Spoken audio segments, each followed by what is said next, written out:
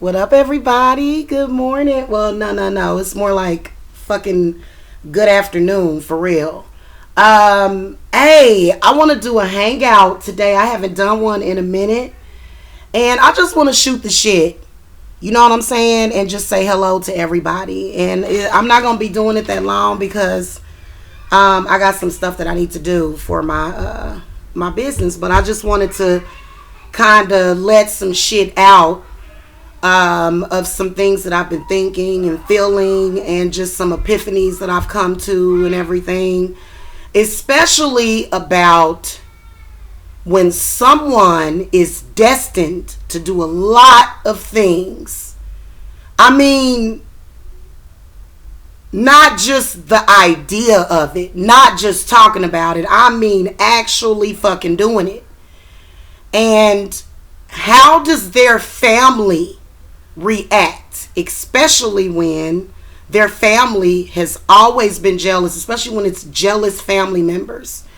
And I really want to talk about that because it seems like to me, especially when you always were special. Like for me, I grew up the black sheep in the family.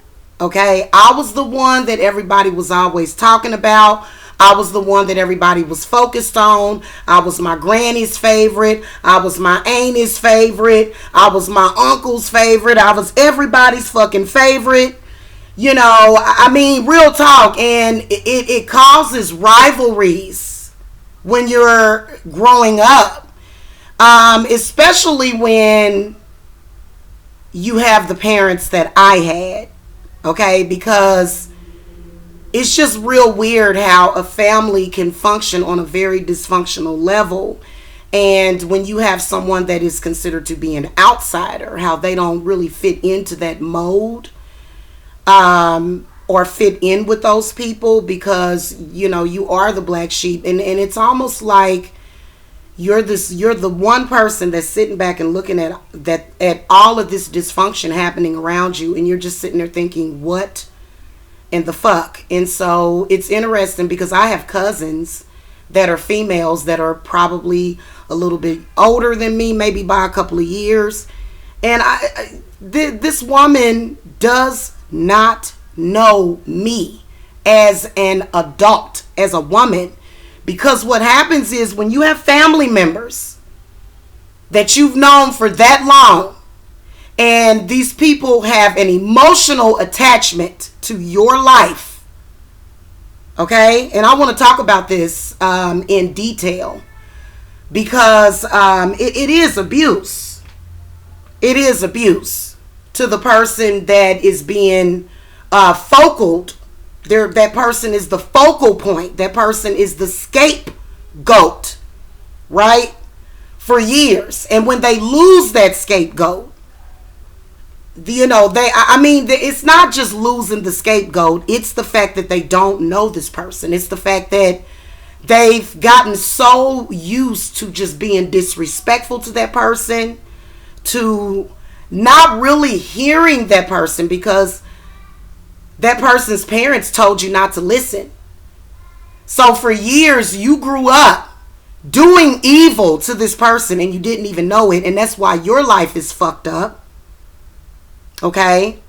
That's why you're a negative drunk. Okay? Real talk. Because I don't know why any family member of mine would ever feel the need to come to me and say, we just want her to be the beautiful, intelligent woman that she was. I am still that beautiful, intelligent woman. The only difference is that now I have a beautiful, intelligent man that I'm in love with. And I don't understand. Like, I'm just, and this is why I didn't trust this bitch with my kids. Because a few years ago,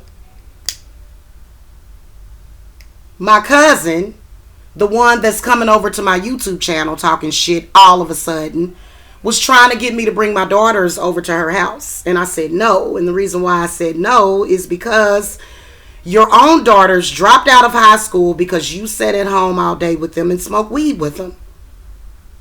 This is real fucking talk. You can't even, you can't fucking deny it. And you've been hating on me for years. I don't live your lifestyle. I don't even want to come over to your house, man. I came over your house out of pity for you. Because I knew you had all them goddamn roaches, and I already thought it was disgusting. I've never liked visiting your house, even when we were kids, because you always stayed with a bunch of goddamn roaches, and you know that shit. So for you to come over to my channel and talk that bullshit, all because I exposed that woman and the rest of y'all family for being the sick people that y'all are, and I told you, I said, you need to worry about your granddaughter that just got molested. And it's because of this evil woman that was married into my fucking family. And my grandma took it to her deathbed that she didn't like my uncle's wife. And y'all know who I'm talking about. And I don't give a fuck. I'm not scared of that lady, man. That lady, she wished she could ever fucking destroy me. Real talk. Because she's tried. And when you tried and you lost, it's best for you to sit your old ass down. Real talk. Real talk. Is that would be the best thing for you to do, because my grandma died. She passed away, and that was something that was meant to be, because she was right on top of me, warning me about you and your husband when she died. And I already knew, trust me. I already fucking knew. So there's been a molestation within my family, and one of the family members' sons said some inappropriate things to my daughter. And see, he's never around my daughters. I don't hang with the family like that. Rarely is this little boy, this happened 5 years ago. And he has done it to other people in the family. So there are certain people that I don't hang with, that I don't talk to in the family. And for years and years, it's been my uncle and his wife. For about 13, 14 years. And then he comes back around and tries to act as if, oh, well, you're my niece and I love you. And after he did some crazy shit 13 years ago, nigga, you think I done forgot about that shit, you crazy ass nigga? I don't fuck with you, Ben. I don't fuck with you. When was the last time I have been to your house, Ben? When was the last time you came to my house? I ain't been to your house. And you only came to my house when I invited you. You go over to mom's house. That's your goddamn fall woman. I'm not the pathetic one. It's your pathetic ass sister that you can't fucking stand deep down for real. You've told me how much you can't fucking stand her. And you told me that you would get revenge on her for me years ago. And that's what the fuck he's doing to you, Mom. And you so stupid that you gave your address to this white woman. This white ladies. Hopper, who this woman? Who this women? You gave your address. And the bitch went and snaked you and gave it out because she don't respect you. Don't respect your grandkids. Don't respect none of you niggers. I told you she was a racist. I told everybody that Cat Smith is a racist. I told y'all that. The whole thing even sounded fake. In fact, when she was talking about, yes, I like big black dick. No, No. In fact, I'm questioning your whole goddamn identity at this point. Because it's a lot of shit that I know about my mother that I ain't even said on this motherfucker, that y'all don't even know that I know about her. About her. Yeah. So, look, check this out.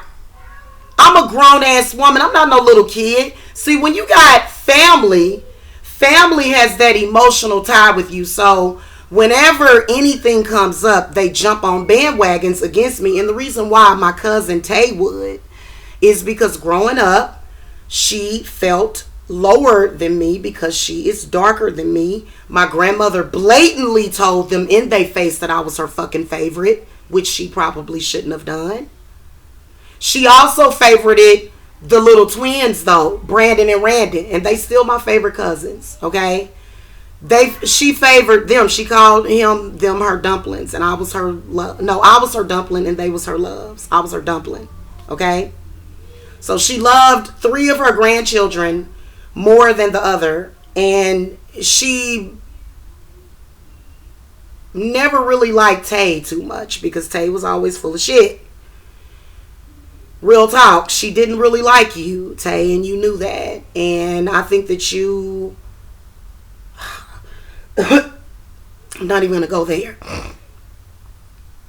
But, so there's an emotional attachment, there's an emotional hatred that this girl has deep down for me, still from when we were kids. So, back then it was, fuck Shani, and she spoiled, and she pathetic, and she weak, and she sensitive. Nah, people just protected me because I was supposed to be protected from all you crazy ass people. Like, I remember being abused by you and your sister growing up, so we not even gonna go there, girl.